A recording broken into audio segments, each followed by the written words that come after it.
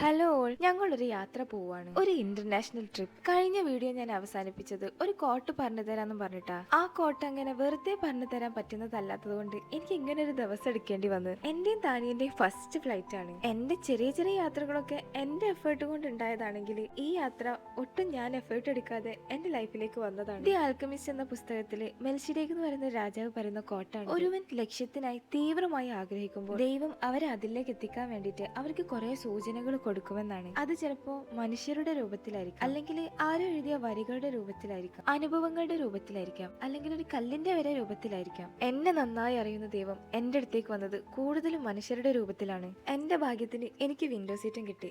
എനിക്ക് കാണാൻ പറ്റുന്നതൊക്കെ ഞാൻ ആ വിൻഡോന്റെ ഉള്ളിൽ കൂടെ കണ്ടിട്ടാ വന്നത്. ഈ ട്രിപ്പ് ഉണ്ടായതിന്റെ മെയിൻ കാരണം ഒരു മനുഷ്യനാണ്. ആ മനുഷ്യനെ ഇവിടെ പലരും വിളിക്കുന്നത് മനുഷ്യ എന്ന് തന്നെയാണ്, സുഹേൽക്ക. ഈ സുഹേൽക്കാന്റെ നിർബന്ധം തന്നെ കേട്ടോ ഞങ്ങളെല്ലാരും ഇവിടെ എത്താനുള്ള കാരണം. ഇത് കൊക്കോ. ഞങ്ങളിപ്പോ നിൽക്കുന്നത് സുഹേൽ ഖാന്റെ വീട്ടിലാണ്. ആദ്യം എന്റെ ലൈഫിലേക്ക് കടന്നു വന്ന മനുഷ്യൻ എന്ന് പറയുന്നത് എന്റെ ഹസ്ബൻഡ് തന്നെയാണ്.